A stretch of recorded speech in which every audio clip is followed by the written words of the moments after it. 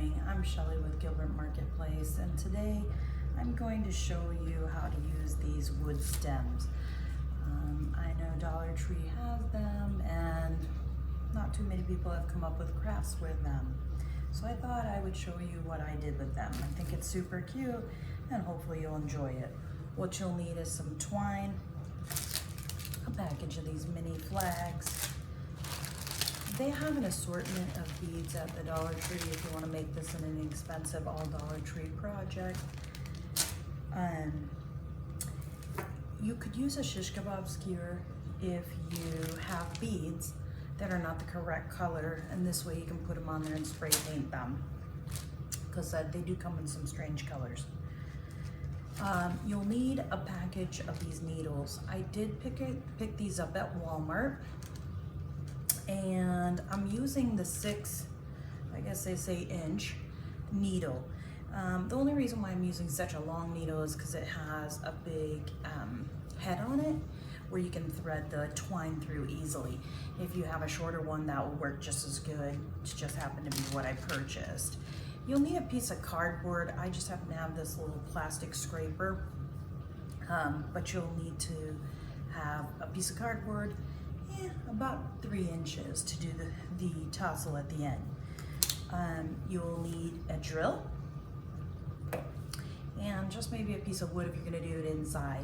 I'm in Arizona and it's 110 outside, so I'm tending to do most of my crafts inside these days because it's still scorching. All right, so you're going to feed your needle, and it's actually pretty easy, like I said, because this has a really large hole. And then I have lined up my beads, as you can see, in a pattern, and today I'm just going to do red, white, and blue.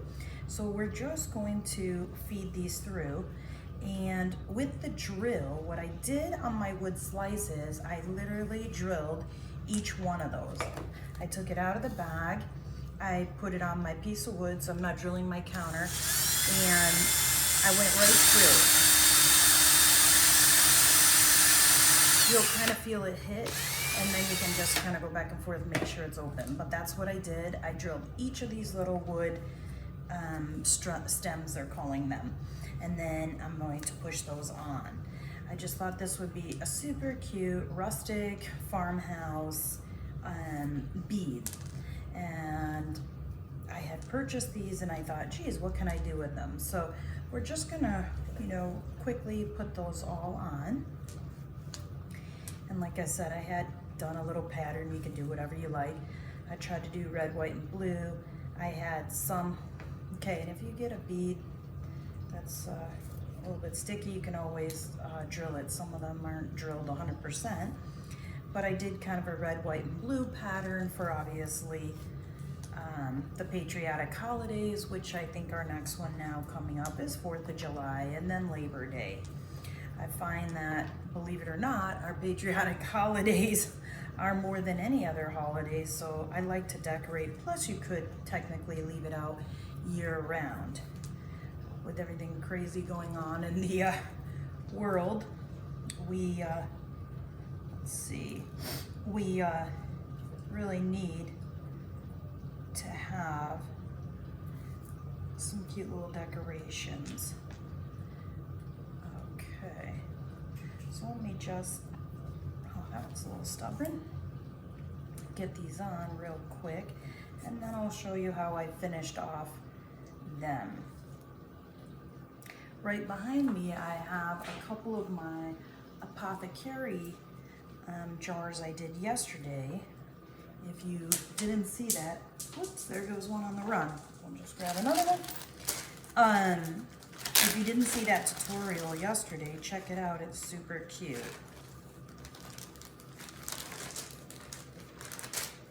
There we go. And we'll just keep pushing that down.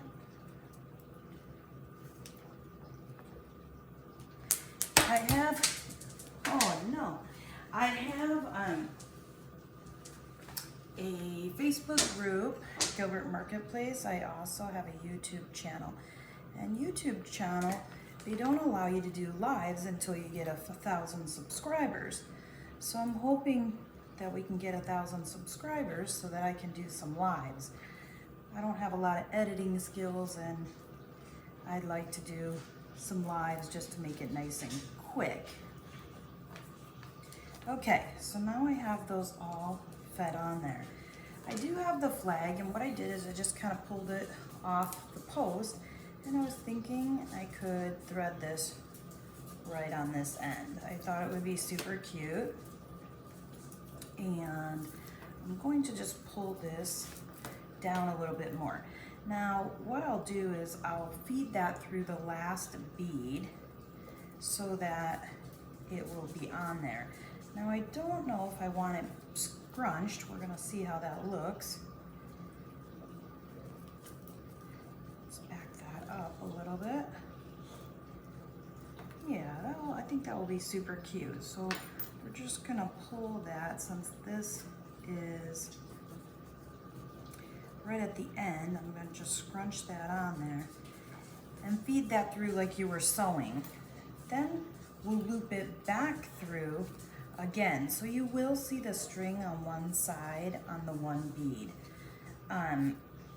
It is what it is, but that's how you're gonna hold it on. You don't see it too much with the twine and it being all natural. But after that, then what I do is I just take this, I go around it, and I double knot it. So really it should not fall off due to being sewed through the bead. That will hold it on. And then we'll just give it a tight knot just like that. And we'll have a cute little flag on the end of our one size. Now, I'm gonna do a double knot just to make sure we don't end up losing anything. And I'm just gonna let that hang there for a second. Then I'm gonna pull these real down nice and tight. You can kind of see my pattern, almost looks like blueberries on there. So I thought that would be super cute. And then I am going to leave a good distance to tie my tassel on, but I'm gonna cut this because what we're gonna do is we're gonna make a little tassel pom-pom. So what I do is I just put it, and like I said, you could use cardboard, I just happen to have this, and we'll go around, oops. The end I try to keep straight right at the bottom, and then I just loop it around here, maybe 20, 25 times. No rhyme or reason, just depends on how fluffy you want your tassel to be. So I'll just go around here, not too crazy tight, because obviously we have to scrape it off here. And that's probably a pretty good thickness. I'll cut that right at the end here. Before I take it off here, I like to just grab it in the middle, push my string through, come up to the top, and I will tie a knot at the top right there, and I'll tie another knot. So I'll be double knotting that to hold that all together. That way I know the top. See, when you don't get it in there, that's what happens. We'll just cut that. There you go. Okay, so then I will pull this off, and that's why I said you don't want it real tight. And I will make sure this is all straight like that. We'll cut this to the same length, and then we will go around the top a couple times to give it our tassel, just like that, okay? And then we will knot it again.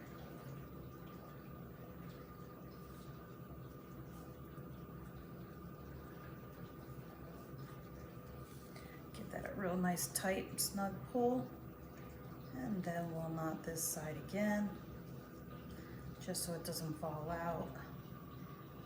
And the reason why I did this on the knot on the top is because that's what we're going to use to go through when I re-sew that back on.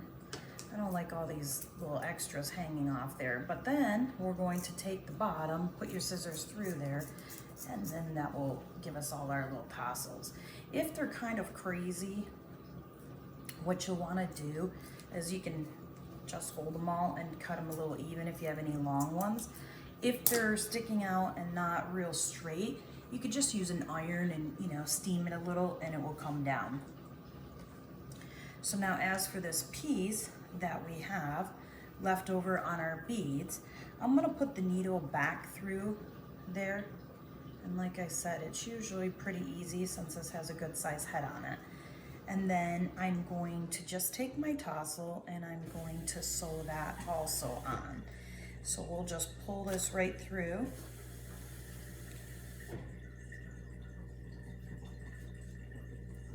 And I'll loop it around. That's why I said make sure, because this is a 6-inch needle, that you do a pretty good amount at the end. Otherwise you won't be sewing anything. Okay, we're just gonna pull it through. And that will tie on our tassel, excuse me.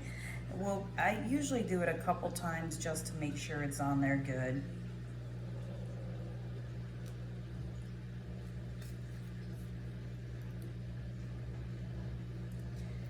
Okay, so I have that on there real good, and I probably will do the same as I did on the other side. I'll probably go through my wooden bead just to secure that on there so it won't come loose, and it will keep all my things nice and tight. And then I'll pull my needle off and we'll just tie that with a double knot also. People ask always how you attach these. This is, you know, how I found was the best way. Seems to work great, never had them fall off, and they're super popular right now. And like I said, I just thought this was a cute way to use these natural wood stems. Now, you don't even, if you're in an area like I'm from, Michigan, you won't even need to do that. You can go outside and get some stem branches. It won't even cost you a penny. But here is our farmhouse beads, and I thought they would be super cute hanging over one of my apothecary jars. It has little drawers on it, and I just thought I would kind of stage it just like that, you know, over there.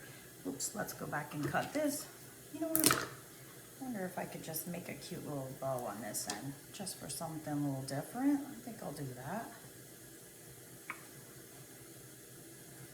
You can do ribbons, you can do all kinds of things. So, you know, I just figured we could stream that kind of over there, or kind of put it through the drawer and kind of tip it in there. But you can do whatever you want with it. Again, it's Shelly with Gilbert Marketplace. You can find me on YouTube. I have a group page, and you can also find me on Home Talk, one of the largest DIY sites in the world. So I do a lot of their tutorials, and I enjoy crafting, and I hope you do. I hope we're inspiring you to do something fun. Have a great day.